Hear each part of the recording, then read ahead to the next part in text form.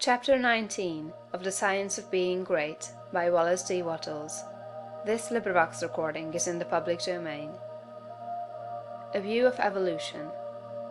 But how shall we avoid throwing ourselves into altruistic work if we are surrounded by poverty, ignorance, suffering, and every appearance of misery, as very many people are? Those who live where the withered hand of want is thrust upon them from every side appealingly for aid must find it hard to refrain from continuous giving. Again, there are social and other irregularities, injustices done to the weak, which fire generous souls with an almost irresistible desire to set things right. We want to start a crusade. We feel that the wrongs will never be righted until we give ourselves wholly to the task. In all this, we must fall back upon the point of view. We must remember that this is not a bad world, but a good world in the process of becoming. Beyond all doubt, there was a time when there was no life upon this earth. The testimony of geology to the fact that the globe was once a bowl of burning gas and molten rock, clothed about with boiling vapors, is indisputable, and we do not know how life could have existed under such conditions.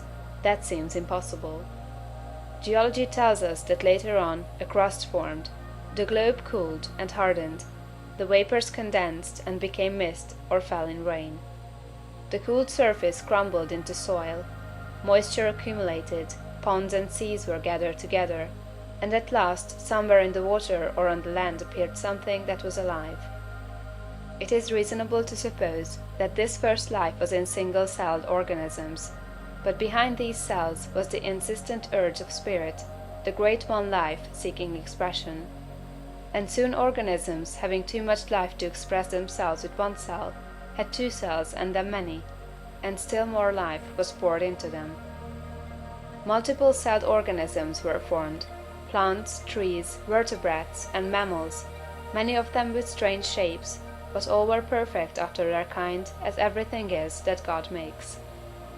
No doubt there were crude and almost monstrous forms of both animal and plant life, but everything filled its purpose on its day, and it was all very good.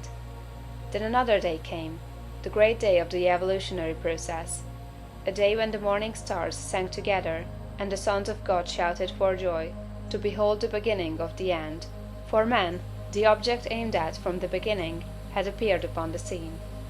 An ape-like being, little different from the beasts around him in appearance, but infinitely different capacity for growth and thought. Art and beauty, architecture and song, poetry and music, all these were unrealized possibilities in that ape-man's soul, and for his time and kind he was very good. It is God that works in you to will and to do of his good pleasure, says St. Paul. From the day the first man appeared, God began to work in man, putting more and more of himself into each succeeding generation, urging them on to larger achievements and to better conditions, social, governmental, and domestic. Those who, looking back into ancient history, see the awful conditions which existed, the barbarities, idolatries, and sufferings, and reading about God in connection with these things, are disposed to feel that he was cruel and unjust to man, should pause and think. From the ape-man to the coming Christ-man, the race has had to rise. And it could only be accomplished by the successive unfolding of the various powers and possibilities latent in the human brain. God desired to express himself, to live in form, and not only that, but to live in a form through which he could express himself on the highest moral and spiritual plane. God wanted to evolve a form in which he could live as a God and manifest himself as a God. This was the aim of the evolutionary force. The ages of warfare, bloodshed, suffering, injustice, and cruelty were tempered in many ways with love and justice as time advanced. And this was developing the brain of man to a point where it should be capable of giving full expression to the love and justice of God. The end is not yet. God aims not at the perfection of a few choice specimens for exhibition, like the large berries at the top of the box, but at the glorification of the race. The time will come when the kingdom of God shall be established on earth.